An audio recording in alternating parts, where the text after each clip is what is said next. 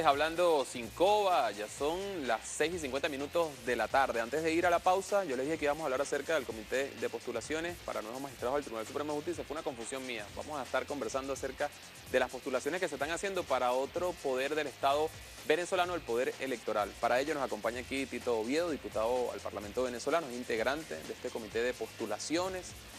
Próximamente van a ser electos, van a ser escogidos 3 rectores principales del Consejo Nacional Electoral con sus 2 suplentes cada uno, es decir, estamos hablando de 9 personas, pero más detalles nos tiene el diputado. ¿Cómo está? Bienvenido. Sí, gracias a los usuarios y las usuarias de BTV y al programa Sin Coba. Un placer estar aquí hoy con ustedes.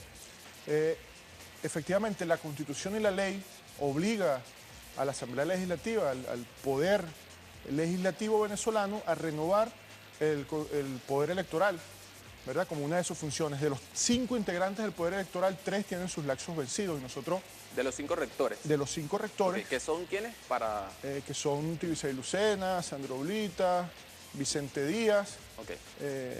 Son los 3 que están, son los 3 principales que están vencidos hasta ahora. Esas 3 rectorías principales, nosotros estamos desde el mes de mayo pues, en un trabajo muy arduo que comenzó con la incorporación de un grupo de diputados en un comité preliminar al que luego se le anexaron personas de la sociedad organizada, del pueblo organizado, como mandata la Constitución. Tú recuerdas, y el pueblo debe saberlo, que las autoridades del Poder Electoral, del antiguo Consejo Supremo Electoral, se escogían en cenáculos encerrados. Ahora esto es de cara al pueblo, con la gente. Entonces este comité de diputados y personas de la sociedad civil. ¿Quiénes? Es decir, o representantes o voceros de qué sectores de la sociedad civil estamos mira, hablando. Por ejemplo, yo te pudiese mencionar a Eri Rangel del Movimiento Ecologista de Venezuela. Te podría mencionar a Frank Kepler, que es indígena, del Movimiento de Mujeres, pero hay ellos, 10 ciudadanos de los sectores más representativos, campesinos, trabajadores, estuvieron allí con nosotros. Personas de la Fundación Arturo Uslar Pietri, por ejemplo. ¿Y a su vez a ellos quién los propuso? Sí, los propusieron allí sus organizaciones, okay. Los propusieron ante este comité preliminar de diputados, fueron electos por la Asamblea Nacional.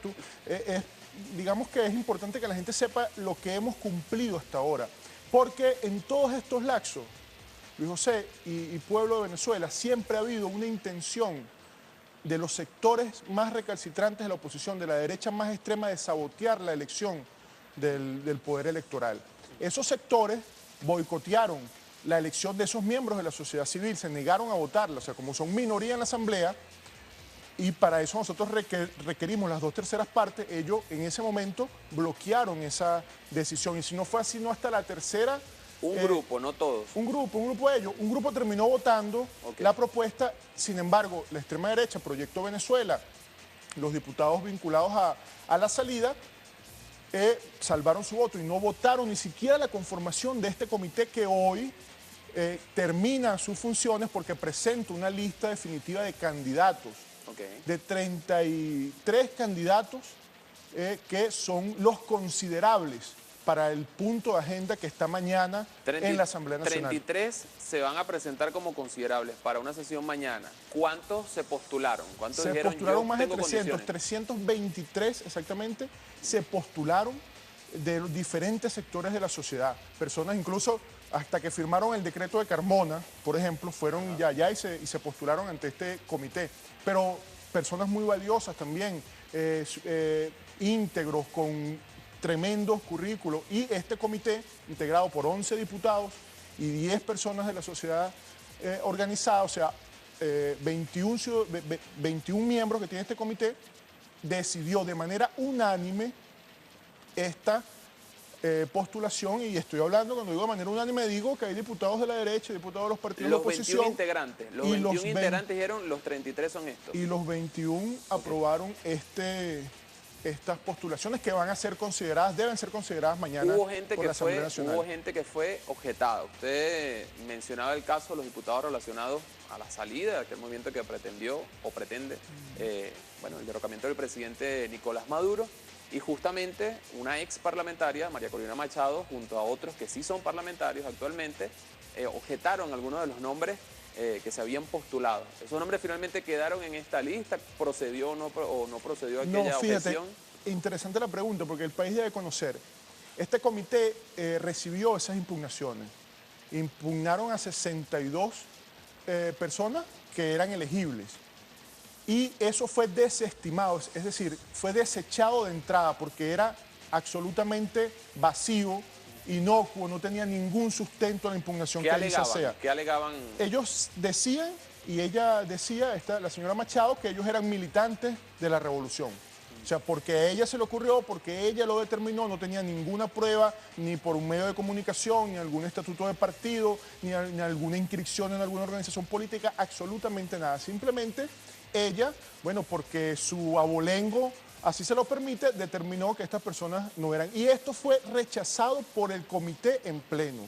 Todo el comité es decir, por también diputados de oposición. Sí, señor, diputados de Acción Democrática, diputados de COPEI, diputados de Un Nuevo Tiempo, y por unanimidad, junto con los miembros de los sectores sociales y los diputados de la Revolución, desestimamos y acordamos que ni siquiera eran admisibles para conocer esas impugnaciones. Ahora, el punto es interesante.